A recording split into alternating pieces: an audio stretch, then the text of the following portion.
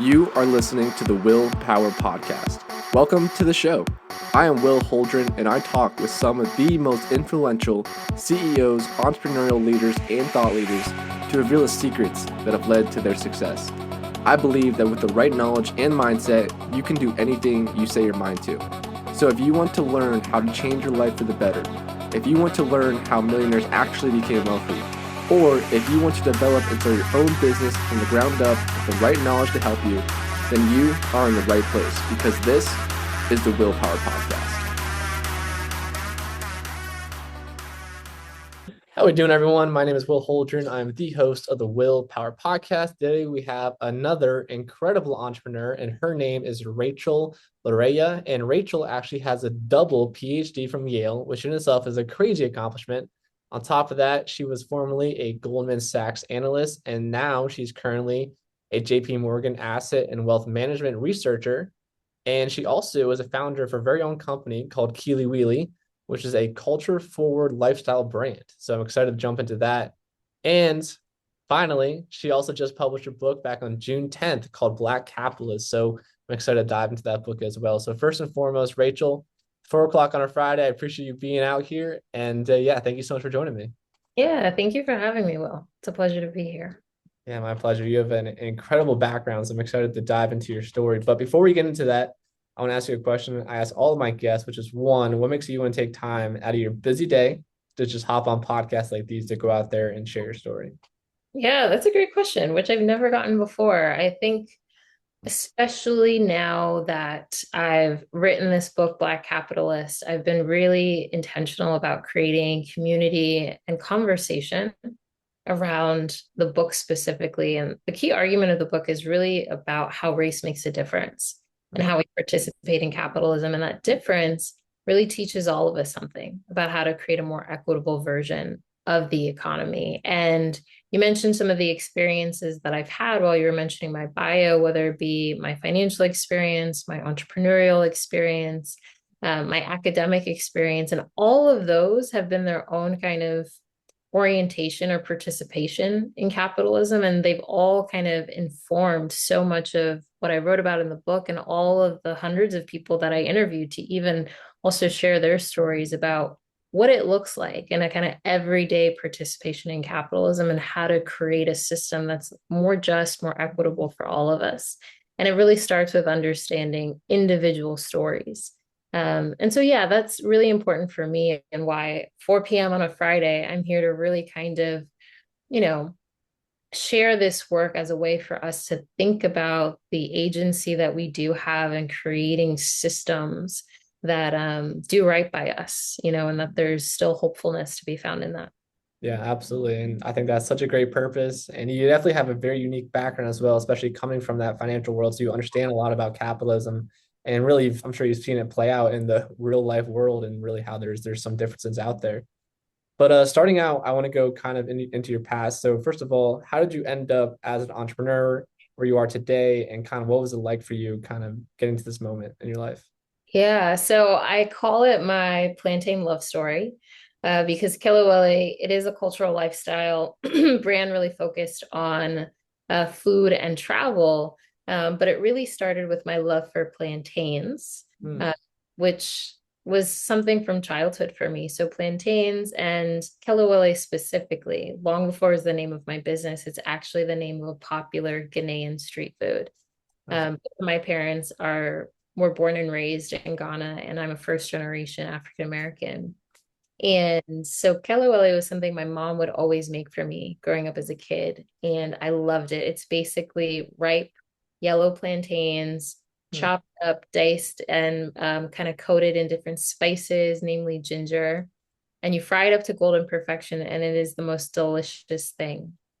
And so it started there and just like a love that I had for food that really harkened back to my mom's experience growing up in Ghana. And it was also a kind of fun and delicious way for her to share and pass down our culture.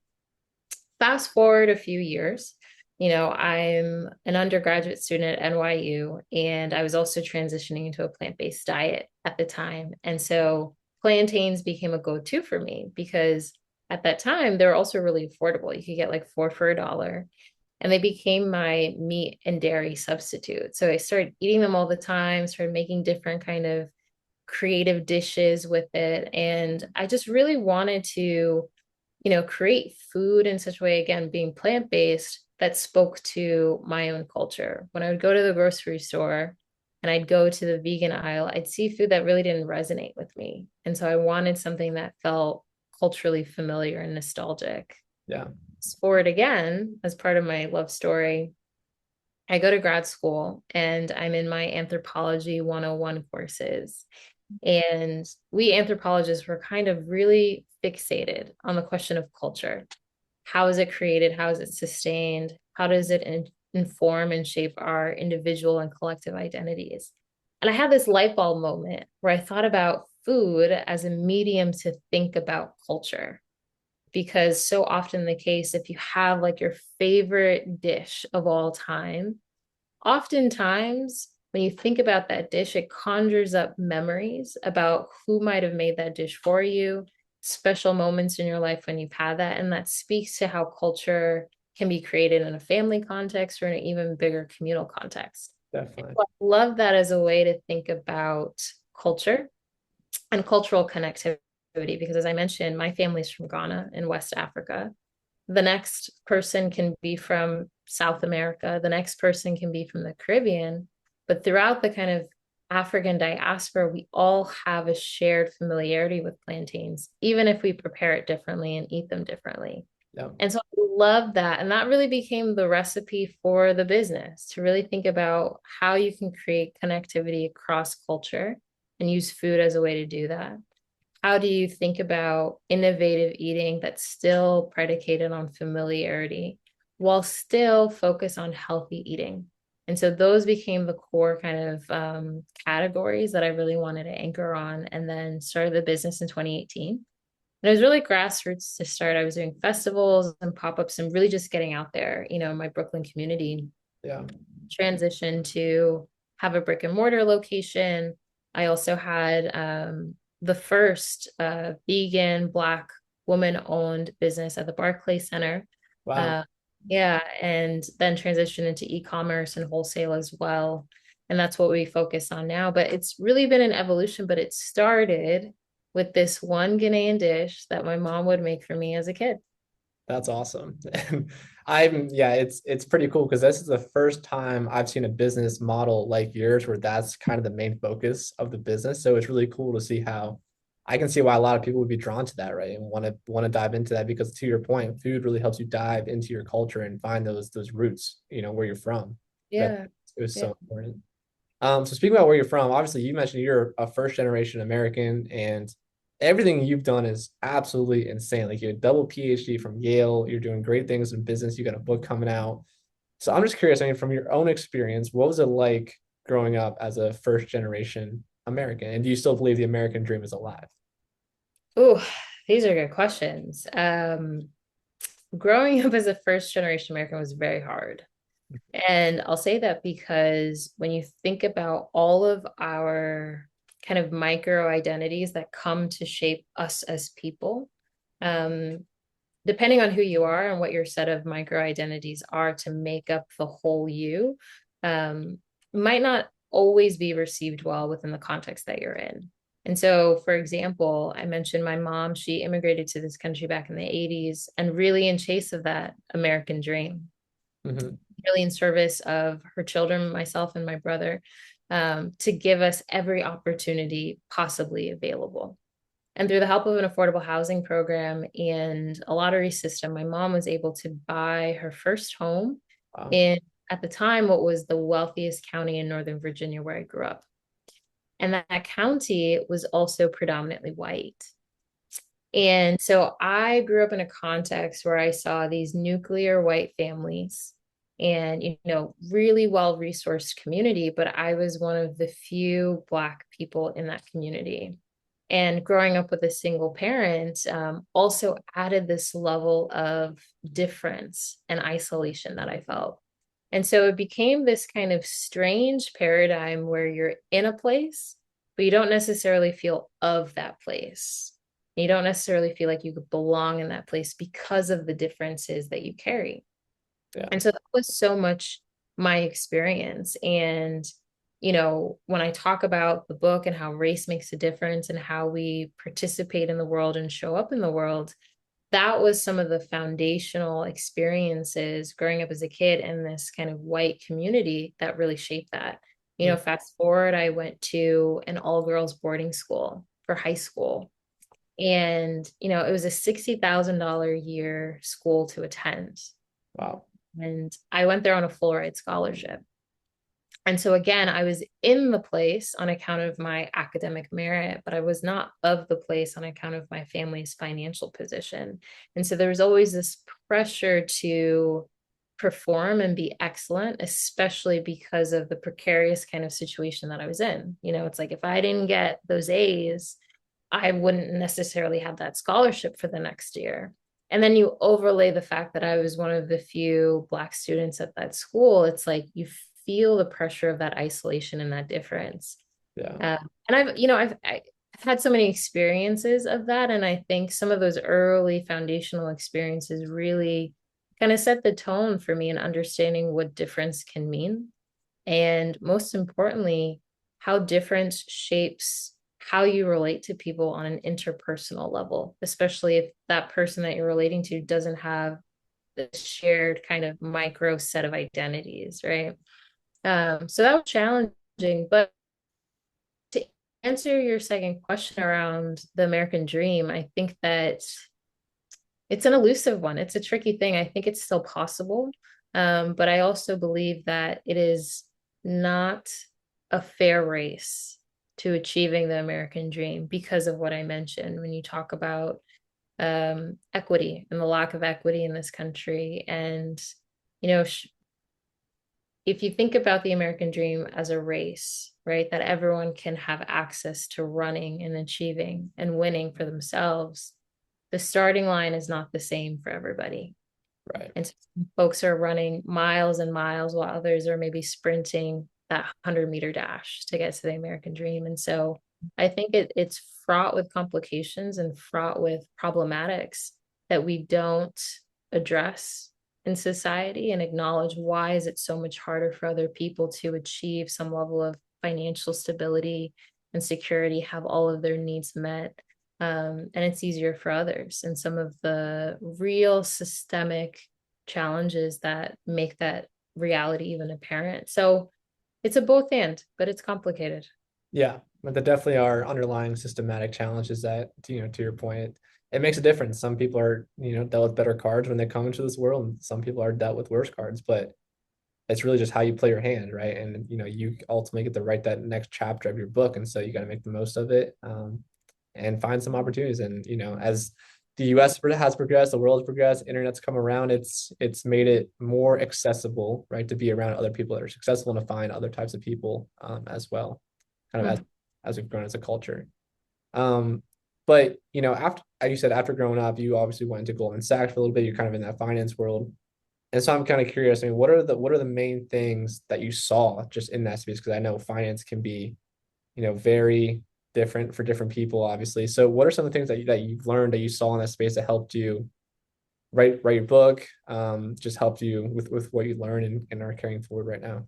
Yeah, I would say aside from the culture shock, because no one in my family ever worked in finance, and it was a huge shift for me to even understand corporate culture, let alone like Wall Street culture, Yeah, um, was really having exposure to Black professionals who were grappling with the tension of being critical of capitalism as a system and all of the imperfections that it's imbued with, but then also having a kind of strategic lens in how they think about how they can use the tools of capitalism in service of their communities, their families, and really in an effort towards creating social good in this world. And that was really compelling for me because we live in a system full of contradictions. We live in a country that's full of contradictions. We say America is the land of the free. Life, liberty, the pursuit of happiness are American ideals. And yet, so many people in this country do not get to benefit from or experience those ideals, right? yeah, And so yet we still persist, we still navigate, we still chase after that American dream. And so you see so many instances whereby we navigate contradictions every day in our own lives. And what was so compelling about seeing Black professionals at Goldman who were navigating those contradictions when it comes to capitalism really opened the aperture for me and helping me thinking about how I could write a book that really offers that as a call to action for, to your point around, you know, we have inherited an imperfect system. So what do you do with it? And how do you kind of leverage it in a way that's going to be beneficial for you and your community? And that becomes the orientation and the mindset, one of kind of strategy and outputs and outcomes and impact that you can create. And I saw that kind of modeled before me because I think oftentimes, especially if you feel like you are on the losing side of capitalism, you feel disenfranchised, you feel like there's no way out of it. It's hard to imagine agency or empowerment within that context, right? And Yeah. so for me, it was really thinking through how you can be both critical of something, be both resistant of it, but then also recognize from a strategic angle how to use it in a way that's going to create new outcomes for you. And what really makes the difference is to do that in the context of community. Because capitalism, as we know it today, really nurtures an individualistic mindset. It's Yeah. all about dog eat dog. We're always competing with each other. It nurtures a scarcity orientation, that there are limited resources and that my success is predicated on someone else's um, lack of access or lack of thriving. And Yeah. so imagine that actually within the context of community, when we believe in an abundance mindset, if we believe that my success is actually also predicated on your success, and that there's this kind of interdependency related to that kind of economic striving, that's what makes the difference.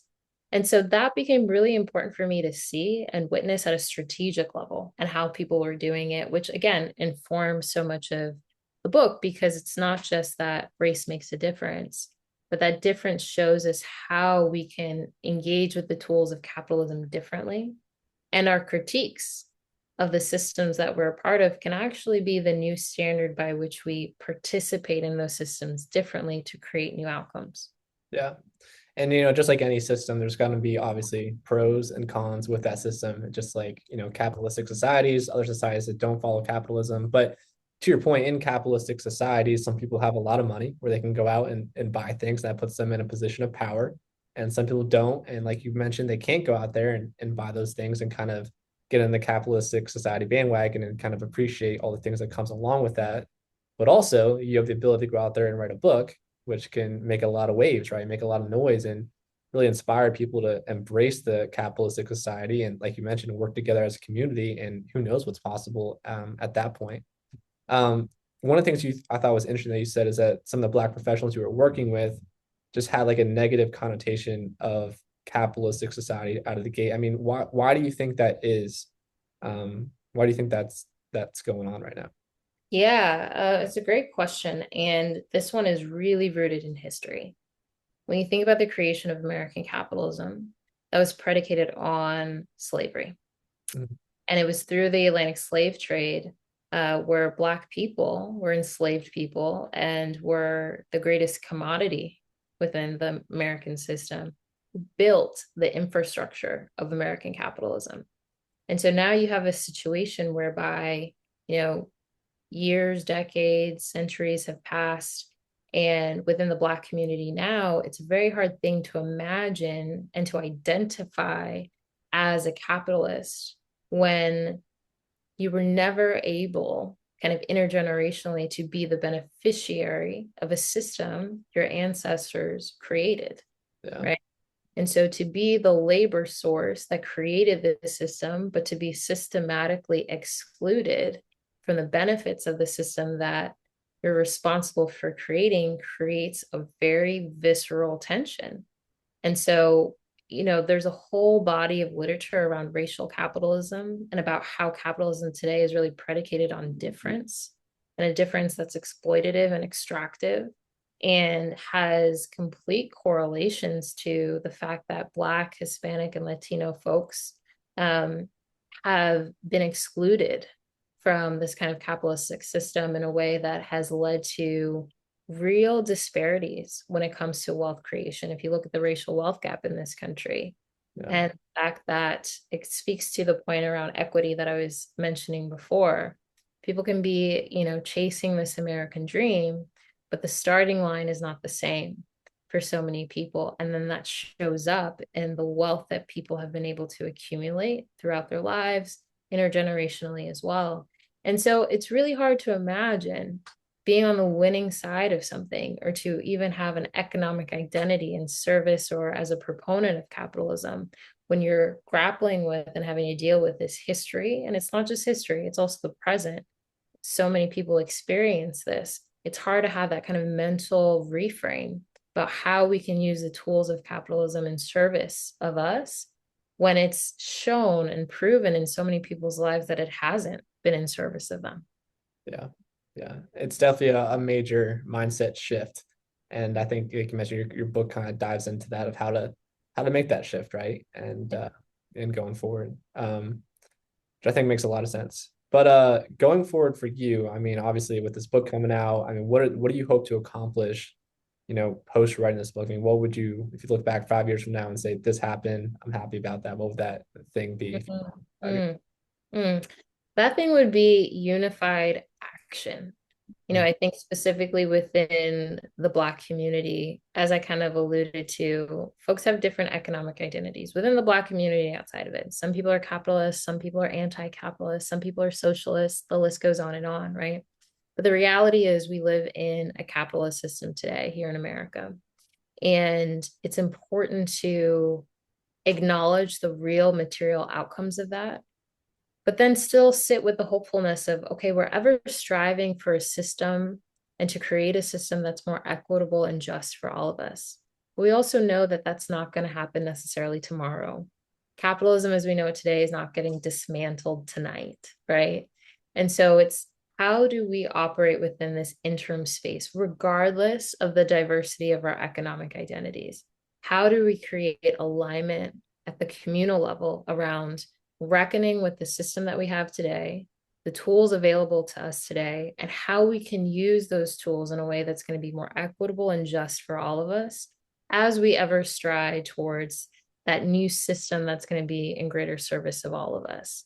So it's really a call to action to kind of, rise up to the occasion of how we deal with this interim space, and to do it in a way that's going to make us feel more proud, of how we show up, and also be accountable and responsible for the systems that people create every day and sustain every day. And so that's really where I say I would be happy 5 years down the line if we saw more unified action around that, because I think our different economic identities aim to service a lot of debate, a lot of conversation, but it keeps us bifurcated and doesn't really drive real unity in terms of how do we create outcomes that are going to be in service of people.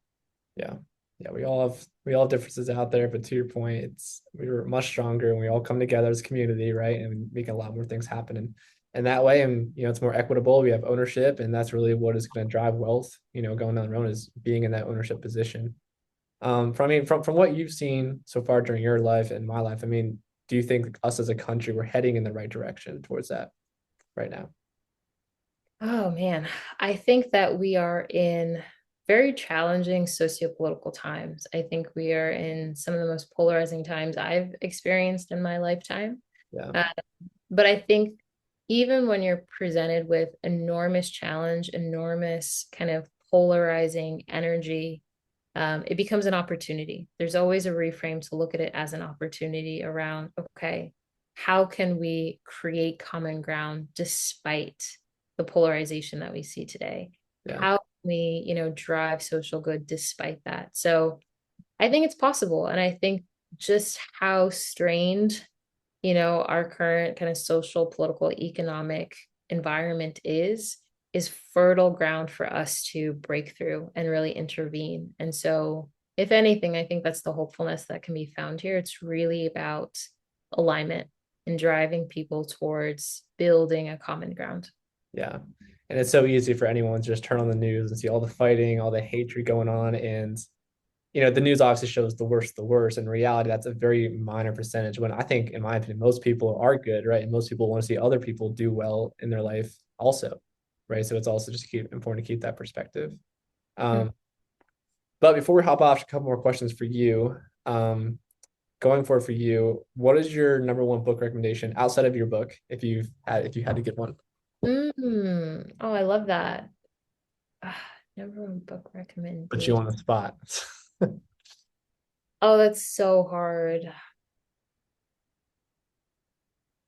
I'd probably say Song of Solomon, Toni Morrison. That's my favorite book of all time.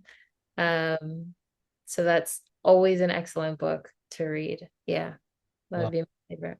I've never heard of that, so I'll have to dive into that one myself. And then my last question is for people listening, they want to reach out to you or find out more about your book or your business.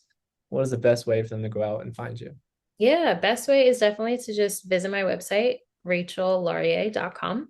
You can learn all about Kelewele, about the book. You can subscribe to the newsletter. I'm still on my book tour, and so you'll get the latest information of where to find me. And yeah, everything's there. Awesome. Definitely go check her out, guys. And with that being said, Dr. Rachel Laryea, thank you so much for joining me today. Thanks for having me, Will.